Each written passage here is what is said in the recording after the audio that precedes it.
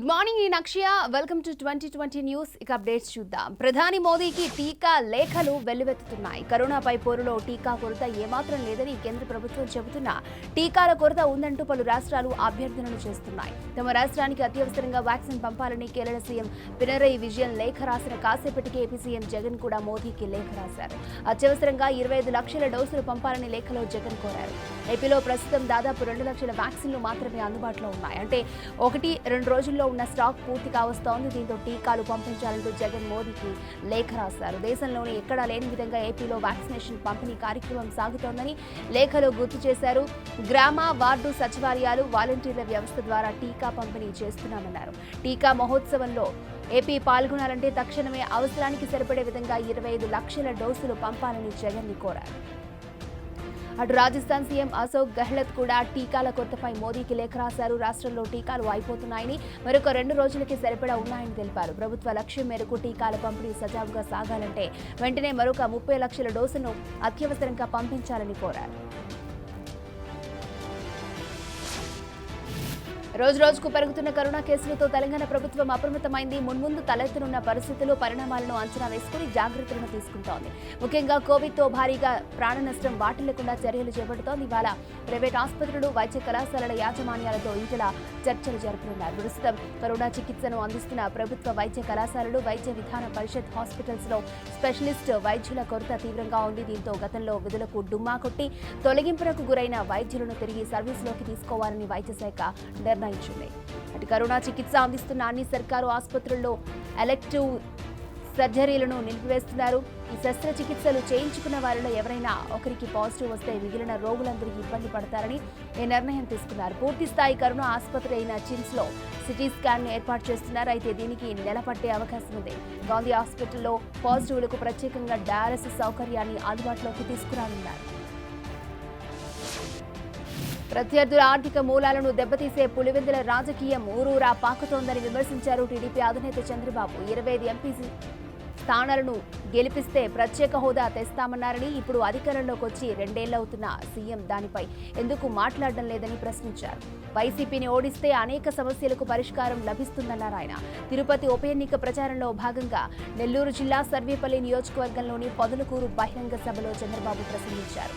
YCP పాలనలో రాష్ట్రం అధోగతి పాలైందని, అరాచకం పెరిగిపోయిందని ఆగ్రహం వ్యక్తం చేశారు. రాష్ట్రం అప్పుల పాలైందని, ధరలు ఆకాశాన్ని అంటుతున్నాయని విమర్శించారు. సీఎం కక్ష సాధింపుల్లో పవన్ కళ్యాణ్ కూడా బాధితుడయ్యారని ఆరోపించారు చంద్రబాబు. పెద్ద హీరోల సినిమాల విడుదల సందర్భంగా ప్రత్యేక షోలు వేసుకోవడం, రిలీజ్ అయిన తొలి రోజుల్లో ధరలు పెంచుకోవడం ఆనవాయితీ అని, కానీ పవన్ సినిమాకు అవకాశం ఇవ్వలేదు అన్నారు. పవన్ పై ఎందుకంత కక్ష అని ప్రశ్నించారు. తిరుపతిలో గెలిస్తే టీడీపీ అధికారంలోకి రాకపోవచ్చు, కానీ వైసీపీని ఓడిస్తేనే సీఎం నేలకు దిగుతారని విమర్శించారు. అప్పుడే రాష్ట్రంలో అరాచకం తగ్గుతుందని, ప్రజలకు మంచి జరుగుతుందని సీఎంపై చంద్రబాబు నిప్పులు చెరిగారు. తెలంగాణలో రాజన్న సంక్షేమ పాలన తిరిగి తీసుకొస్తానన్నారు ఏపీ మాజీ సీఎం వైఎస్ రాజశేఖర రెడ్డి కుమార్తె షర్మిల.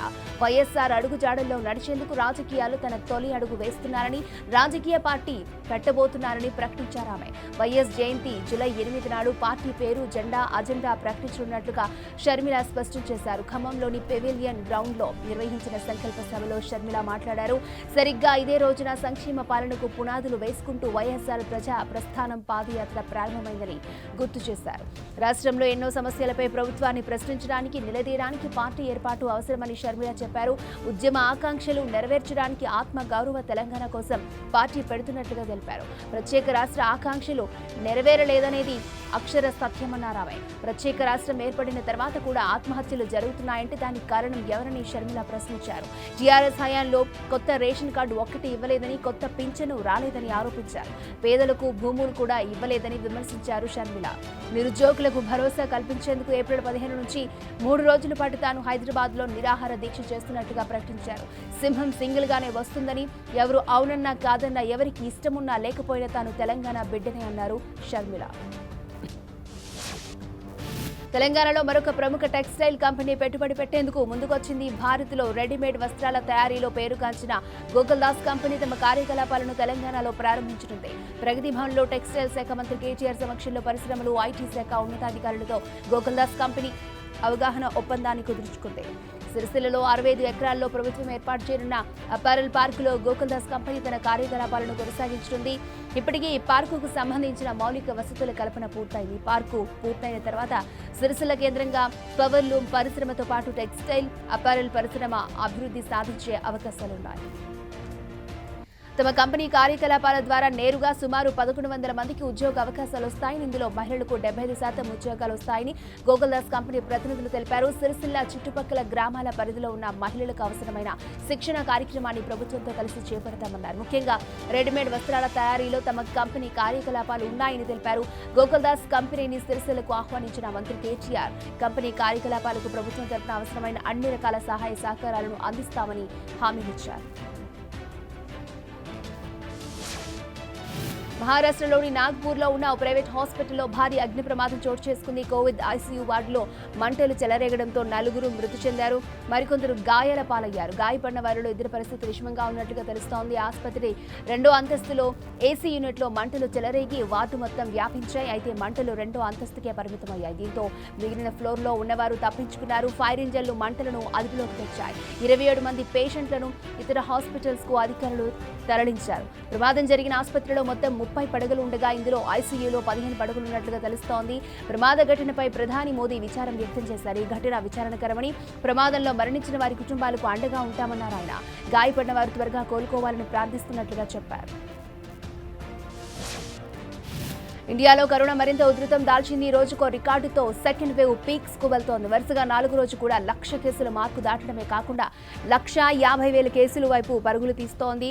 ఒక్క రోజులోనే దేశవ్యాప్తంగా 1,45,000కు పైగా పాజిటివ్ కేసులు నమోదయ్యాయి. దేశంలోకి కరోనా ఎంట్రీ ఇచ్చిన తర్వాత ఒక్క రోజులో ఇన్ని పాజిటివ్ కేసులు ఎప్పుడూ నమోదు కాలేదు. కరోనాతో 24 గంటల్లో 770 మందికి పైగా మరణించినట్లుగా తెలుస్తోంది. అటు యాక్టివ్ కేసుల సంఖ్య కూడా రాకెట్ స్పీడ్తో దూసుకుపోతోంది. దేశంలో ఇప్పటి వరకు నమోదు కాని యాక్టివ్ కేసులు ప్రస్తుతం ఇండియాలో ఉన్నాయి. యాక్టివ్ కేసుల సంఖ్య 10,46,000 దాటేసింది. గత ఏడాది సెప్టెంబర్లో 10,26,000 యాక్టివ్ కేసులుండగా ఇప్పుడు ఆ రికార్డును చెరిపేసింది సెకండ్ వేవ్. కరోనా ఉగ్రరూపానికి మహారాష్ట్రతో పాటు ఛత్తీస్గఢ్, ఉత్తరప్రదేశ్, ఢిల్లీ అల్లాడిపోతున్నాయి. ఛత్తీస్గఢ్లో 11,000 పాజిటివ్ కేసులు నమోదయ్యాయి. అటు ఉత్తరప్రదేశ్లో దాదాపు 10,000 పాజిటివ్ కేసులు రికార్డు అయ్యాయి. మరోవైపు ఢిల్లీలో కరోనా కోరలు విప్పింది. ఈ ఏడాదిలోనే రికార్డు స్థాయిలో 8,000కు పైగా పాజిటివ్ కేసులు బయటపడ్డాయి. గత ఏడాది నవంబర్ 11 తర్వాత ఢిల్లీలో ఇంత భారీ స్థాయిలో కేసులు నమోదు కావడం ఇదే మొదటిసారి.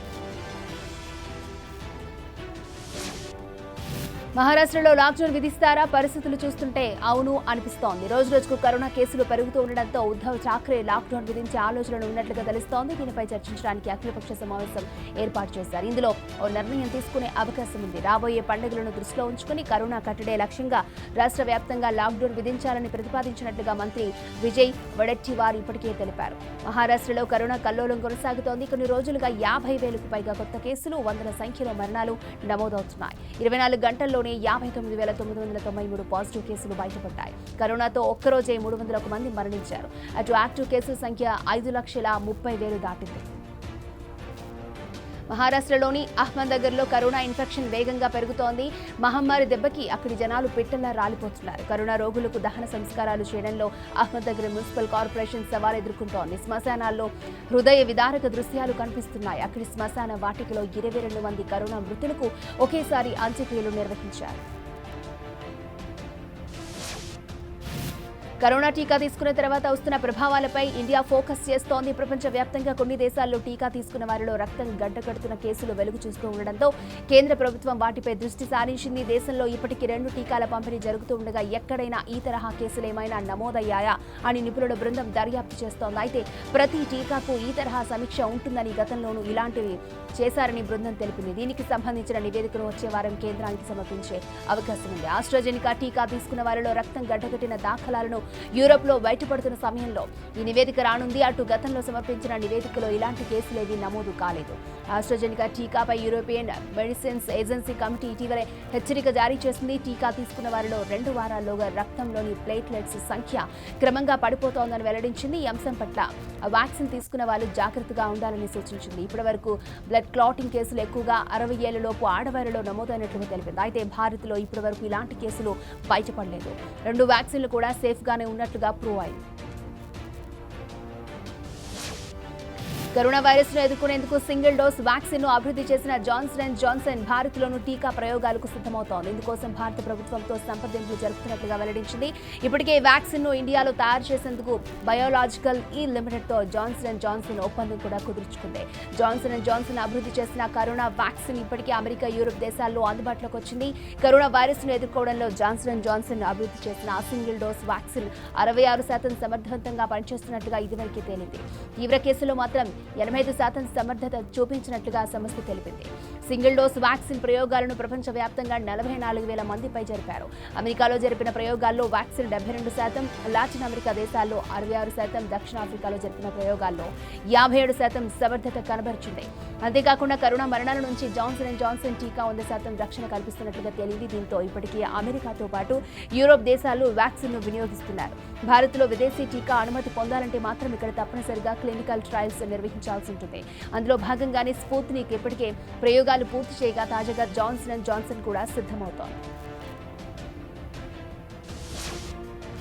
18 ఏళ్లు పైబడిన వారందరికీ టీకా ఇవ్వాలని ఇండియన్ మెడికల్ అసోసియేషన్ మరొకసారి డిమాండ్ చేసింది. రెండవ దశలో ఎక్కువగా యువతకు కరోనా సోకుతుందని, మరణాలు కూడా ఎక్కువగానే ఉంటున్నాయని ఐఎంఏ వెల్లడించింది. టీకా అవసరం ఉన్నవారికి తమ ప్రాధాన్యమన్న కేంద్ర వైద్య శాఖ కార్యదర్శి రాజేష్ భూషణ్ వ్యాఖ్యలపై ఐఎంఏ స్పందించింది. టీకా అవసరం ఉన్నవారు, కోరుకున్న వారికి మధ్య తేడా ఏంటో తమకు అర్థం కావడం లేదని విమర్శించింది. కరోనా విజృంభణ సమయంలో కేంద్రం తన వ్యూహాన్ని మార్చుకోవాలని, మరింత మందికి టీకా అందించాలని సూచించింది. టీకాల కొరత ఉన్న సమయంలో ఇందుకు సమయం పట్టొచ్చని, అయితే వ్యాక్సినేషన్ యువతకు ప్రాధాన్యత ఇవ్వాలని మరొకసారి కుండబందులు కొట్టింది. కరోనా సెకండ్ వేవ్ తో యువతకే డేంజర్ ఎక్కువగా ఉందని ఐఎంఏ హెచ్చరించింది. వృద్ధుల కంటే కూడా యువతనే ఎక్కువగా కరోనా బారిన పడుతున్నారని ఐఎంఏ వెల్లడించింది. కరోనా మరణాలను అరికట్టాలనే ఉద్దేశంతో వయసు రీత్యా ఎవరికి అవసరమో వారికి టీకాలను అందిస్తున్న నిర్ణయాన్ని ఐఎంఏ తప్పుపట్టింది.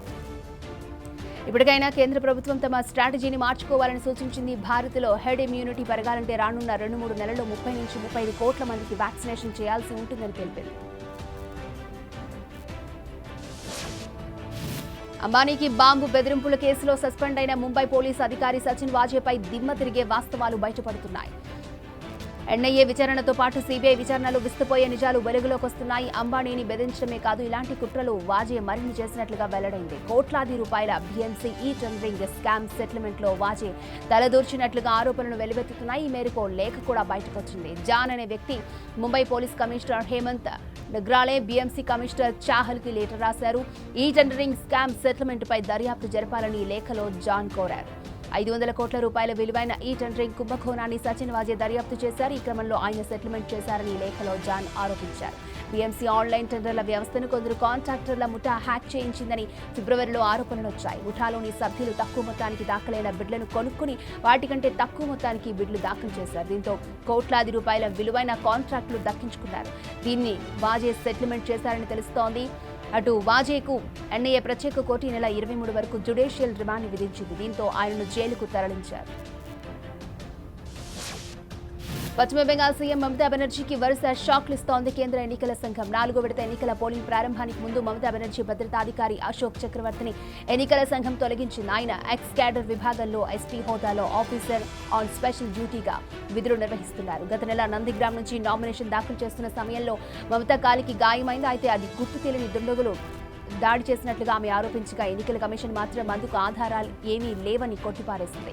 అయితే క్షేత్రస్థాయి అధికారులు ఇచ్చిన నివేదిక ప్రకారం భద్రతా లోపం వల్ల ఆమెకు గాయమైనట్లుగా ఈసీ నిర్ధారించింది. దీంతో ఘటన జరిగిన రోజు ఆమెకు డైరెక్టర్ ఆఫ్ సెక్యూరిటీగా ఉన్న వివేక్ సహాయ్ని తొలగించాలని ఆదేశించింది.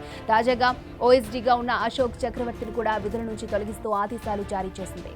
మరోవైపు ఎన్నికల సంఘం నుంచి మమతా బెనర్జీకి వరుస నోటీసులు అందుతున్నాయి. ఇప్పటి వరకు దీదీకి 2 నోటీసులు అందాయి. మత ప్రాతిపదికన మైనార్టీ ఓటర్లను ప్రభావితం చేసేందుకు ఈసీ నోటీసులు పంపిన మరుసటి రోజే కేంద్ర బలగాలపై మమత ఆరోపణలు చేసినందుకు 2వ నోటీసు పంపించింది. ఇవాళ 11 గంటలలోపు నోటీసులకు మమత సమాధానం చెప్పాలని ఆదేశించింది. అసోంలో ఎన్నికల ఫలితాలు వెల్లడి కాకముందే రిసార్ట్ రాజకీయాలు ఊపందుకున్నాయి. బీజేపీ ఆపరేషన్ ఆకర్ష్తో బెంబేలెత్తిపోయిన కాంగ్రెస్ ముందుగానే జాగ్రత్త పడుతోంది. అసోంలో గెలుపుపై ఆశలు పెట్టుకున్న కాంగ్రెస్ తమ అభ్యర్థులను కాపాడుకునే పనిలో పడింది. ఇందులో భాగంగా ఎన్నికల్లో పోటీ చేసిన తమ పార్టీ అభ్యర్థులను జైపూర్లోని ఫైర్ మౌంట్ హోటల్కు తరలించింది. జైపూర్కు వెళ్లిన వారిలో కాంగ్రెస్తో పాటు కూటమిలోని మిత్రపక్షాలు ఏఐయూడీఎఫ్, బోడో పీపుల్స్ ఫ్రంట్, లెఫ్ట్ పార్టీలకు చెందిన అభ్యర్థులు ఉన్నారు. 22 మంది అభ్యర్థులు జైపూర్లోని రిసార్ట్లో బస చేశారు.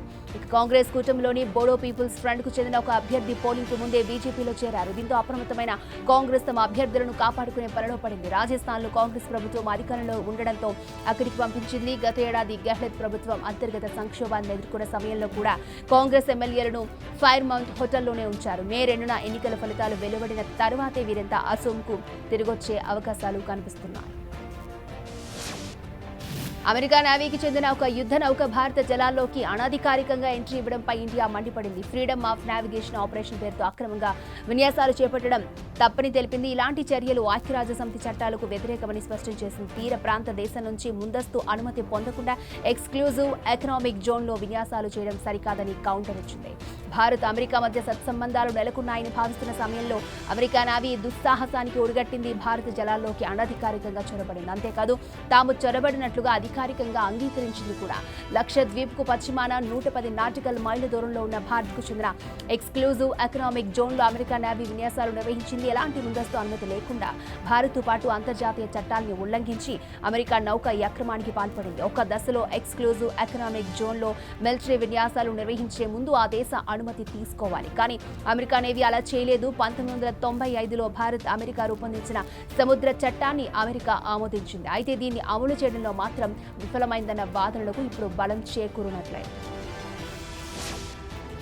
ఎరువుల ధరల పెంపుపై కేంద్ర ప్రభుత్వం ఎట్టకేలకు వెనక్కి తగ్గింది. రైతుల నుంచి తీవ్ర విమర్శలు రావడంతో వెనకడుగు వేసింది. ఎరువుల ధరలు పెంచొద్దని ఎరువుల కంపెనీలకు ఆదేశాలు జారీ చేసింది. ఇక యూరియా మినహా ఇతర ఎరువులను పాత ధరలకే విక్రయించాలని కోరింది. డీఏపీ, ఎంఓపీ, ఎన్కేపీల ఎంఆర్పీ పెంచొద్దని కేంద్రం ఆదేశించింది. అంతకుముందు డీఏపీ కాంప్లెక్స్ ఎరువుల ధరలు పెంచాలని కంపెనీలు నిర్ణయించడంతో అన్నదాతలు ఆందోళన చెందారు. ముడి సరుకులు, పెట్రోల్ ధరల పెంపు ప్రభావమే ఎరువుల ధరల పెంపునకు కారణమని కంపెనీలు స్పష్టం చేశాయి. జూన్ నుంచి ప్రారంభమయ్యే ఖరీఫ్ సీజన్ కు ముందే డీఏపీ కాంప్లెక్స్ ఎరువుల ధరలను పెంచాలని కంపెనీలు నిర్ణయించాయి. హోల్సేల్ వ్యాపారులకు కూడా ఈ సమాచారాన్ని అందించాయి కంపెనీలు. ఎరువుల ధరల పెంపు సుమారు 58% ఉండడంతో అన్నదాత నెత్తిన పిడుగుపడినంత పనైంది. దీంతో కేంద్ర సర్కారుపై విమర్శలు, సోషల్ మీడియాలో ట్రోల్స్ జోరందుకున్నాయి. ఇఫ్కో మాత్రమే కాదు, ఇతర కంపెనీలు కూడా ధరలు పెంచుతున్నట్లుగా జిల్లాలోని వ్యాపారులకు సమాచారం ఇచ్చాయి. ఆయా కంపెనీలు డీఏపీ ధరను 1200 నుంచి 1700 రూపాయల వరకు పెంచాలని నిర్ణయించారు. కానీ ఎరువుల కంపెనీల నిర్ణయాలను వెనక్కి తీసుకోవాలని ఆదేశించడంతో అన్నదాతల్లో కాస్త ఆశలు చిగురించాయి. మరోవైపు తెలంగాణలో ఖరీఫ్, రబీ సీజన్లో కలిపి సగటున 3 లక్షల టన్నుల డీఏపీ, 10 లక్షల టన్నుల కాంప్లెక్స్ ఎరువుల విక్రయాలు జరుగుతాయి. సోషల్ మీడియాలో అకౌంట్ల లీకుల లొల్లి కొనసాగుతోంది. కొద్ది రోజుల క్రితం 53 కోట్ల మంది ఫేస్బుక్ వినియోగదారుల వ్యక్తిగత డేటా లీక్ అయిన ఘటన మరొక ముందే లింక్డ్ఇన్ యూజర్ల డేటా లీక్ అయింది. 50 కోట్లకు పైగా లింక్డ్ఇన్ వినియోగదారుల డేటా డార్క్ వెబ్ లో అమ్మకానికి ఉండడం సంచలనం రేపుతోంది. లీక్ అయిన సమాచారంతో లింక్డ్ఇన్ ఐడి, పూర్తి పేర్లు, ఈమెయిల్, ఫోన్ నెంబర్లు, లింక్డ్ఇన్ ప్రొఫైల్స్, ఇతర కీలక వివరాలున్నాయి. ఈ మేరకు 50 కోట్ల మంది వివరాలను హ్యాక్ చేసిన సైబర్ నేరగాడు దాన్ని ఒక వెబ్సైట్ లో అమ్మకానికి ఉంచాడు.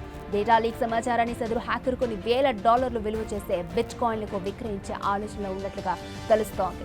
లింక్డ్ఇన్ వినియోగదారుల వ్యక్తిగత సమాచారం ఏ విధంగా బహిర్గతం అయ్యింది అనే దానిపై ఇటాలియన్ వాచ్ డాగ్ దర్యాప్తును ప్రారంభించింది. లీక్ అయిన డేటా ద్వారా స్పామ్ కాల్స్, స్పామ్ మెయిల్స్ వచ్చే అవకాశం ఉన్నట్లుగా సైబర్ నిపుణులు చెబుతున్నారు. అలాగే 2 స్టెప్ వెరిఫికేషన్ యాక్టివేట్ చేసుకోవాలని, LinkedIn account password, LinkedIn account కు లింక్ అయి ఉన్న ఈమెయిల్ అడ్రస్ మార్చుకోవాలని సూచిస్తున్నారు. మరోవైపు లీక్ అయిన డేటా లింక్డ్ఇన్ యూజర్ల ప్రొఫైల్ నుంచి హ్యాక్ చేసినది కాదు అని లింక్డ్ఇన్ తెలిపింది. కొన్ని ఇతర వెబ్సైట్లు, కంపెనీల నుంచి సేకరించిన వివరాలతోనే ఆ డేటా ఉన్నట్లుగా తెలుస్తోందని వెల్లడించింది.